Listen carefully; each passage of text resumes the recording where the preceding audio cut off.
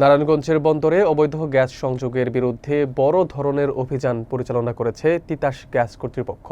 বুধবার সকাল থেকে বিকেল পর্যন্ত উপজেলার মদনপুর বাসস্ট্যান্ড ও কেওডালা এলাকায় প্রায় ৫ কিলোমিটার জুড়ে মোবাইল কোর্টের মাধ্যমে এই অভিযান চালানো হয়। বিস্তারিত দেখুন আক্তার হোসেনের তথ্যচিত্রে। অভিযানে প্রায় ৩০০ আবাসিক বাড়ির ৫০০টি চুলা এবং ৩টি হোটেলের অবৈধ গ্যাস সংযোগ বিচ্ছিন্ন করা হয়।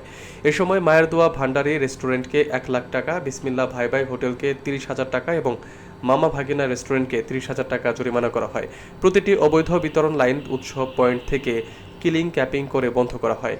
অভিযান পরিচালনা করেন জ্বালানি ও খনিজ সম্পদ বিভাগের সিনিয়র সহকারী সচিব এক্সিকিউটিভ ম্যাজিস্ট্রেট মনিজা খাতুন। এ সময় প্রকৌশলী মোহাম্মদ জাহিন আমির খান, সহকারী প্রকৌশলী মোহাম্মদ নজরুল ইসলাম এবং মোহাম্মদ শাহ আলম রনি উপস্থিত ছিলেন। তিতাস কর্তৃপক্ষ জানায়, অবৈধ গ্যাস সংযোগ উচ্ছেদে নিয়মিত অভিযান অব্যাহত থাকবে। যেখানেই অবৈধ সংযোগ পাওয়া যাবে সেখানেই আইনানুগ ব্যবস্থা গ্রহণ করা হবে।